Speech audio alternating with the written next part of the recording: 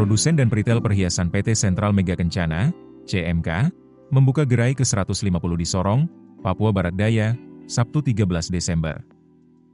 Di Paragon Square Mall Sorong, Sentral Mega Kencana membuka gerai perdana di salah satu kota terbesar di Papua lewat salah satu labelnya, The Palace, yang kini genap berjumlah 84 gerai di 45 kota.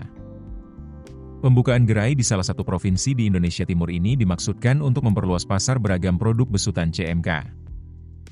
Maklum, selain sebagai peritel perhiasan, perusahaan yang dimiliki oleh Los Stefanus ini juga sebagai pembuat perhiasan yang hanya dipasarkan di jaringan retail milik CMK.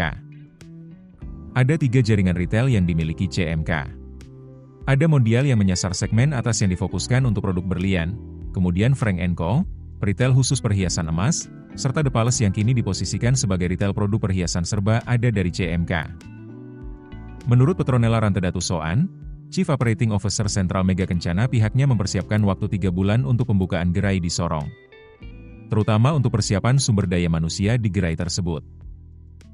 Investasi di sumber daya manusia amat penting di retail perhiasan, kata Petronella saat paparan profil CMK di Swiss Bell Hotel, Sorong, Sabtu 13 Desember. Para petugas di setiap gerai CMK, tidak hanya di Palace, tapi juga di label lainnya, sebut Petronella, dituntut bisa menjelaskan secara detail terkait beragam produk perhiasan ke konsumen. Mulai dari kadar emas dan gramasinya serta kadar karat dari berlian yang dijajakan CMK. Termasuk juga penjelasan terkait perhitungan harga jual yang dipaparkan CMK di setiap gerai penjualannya, terutama di The Palace. Kami ingin menjual produk perhiasan secara transparan kepada konsumen, tuturnya sambil menyebut konsumen berhak tahu produknya punya kandungan emas sesuai tingkat karatnya dengan benar, termasuk juga harga emas saat pembelian. Ini karena CMK juga menjajakan perhiasan bekas pakai yang disebut Prevolet di setiap gerai The Palace. Tapi produk yang kami terima harus berasal dari produk CMK, katanya memberi syarat.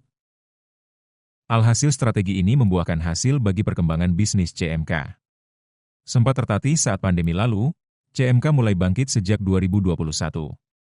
Kala itu jumlah gerainya yang banyak tutup tinggal menyisakan 84 unit saja. Tapi setelah itu, seiring dengan naiknya permintaan perhiasan, CMK terus menancapkan kuku di setiap wilayah potensia. Tidak hanya di Jawa tetapi juga di luar Jawa, hingga menjelang tutup tahun ini total gerai dari CMK tembus 150 unit. Rinciannya adalah ada 14 gerai Mondial di 5 kota. Label Frank & Co. ada 52 gerai yang tersebar di 27 kota. Serta selebihnya adalah The Palace yang kini menjadi palugada Sentral Mega Kencana. Dengan jaringan retail tersebut, CMK pun menurut Nella, sapaan akrabnya, bisa bertumbuh double digit pada tahun ini. Hasil tersebut tergolong positif jika dibandingkan dengan rata-rata Compound Annual Growth Rate, CAGR, di industri retail perhiasan global yang sekitar 0% hingga 2% di periode 2023-2024. Melihat hasil tersebut, CMK pun bakal terus melanjutkan ekspansi bisnis. Tahun depan perusahaan ini bakal menambah 16 gerai penjualan lagi di sejumlah kota. Salah satunya adalah di Palembang serta di Surabaya. Strategi lainnya yang diterapkan CMK masih sama, yakni memanfaatkan pusat belanja yang representatif sebagai lokasi retail mereka. Apalagi menurut hitungan Nella, masih ada sekitar lebih dari 200 pusat belanja yang ada di Indonesia yang belum dimasuki CMK. Langkah selanjutnya yang tidak kalah penting bakal dilakoni CMK, tutur Petronella, adalah terus mengedukasi konsumen arti pentingnya perhiasan sebagai produk spesial yang layak dimiliki. Ini karena Sentral Mega Kencana berharap laju bisnis tahun depan bisa tumbuh double digit. Download aplikasi Kontan sekarang di App Store atau Play Store. Keputusan bisnis terbaik datang dari data, bukan tebakan. Mudah berlangganan Business Insight dengan subscribe with Google.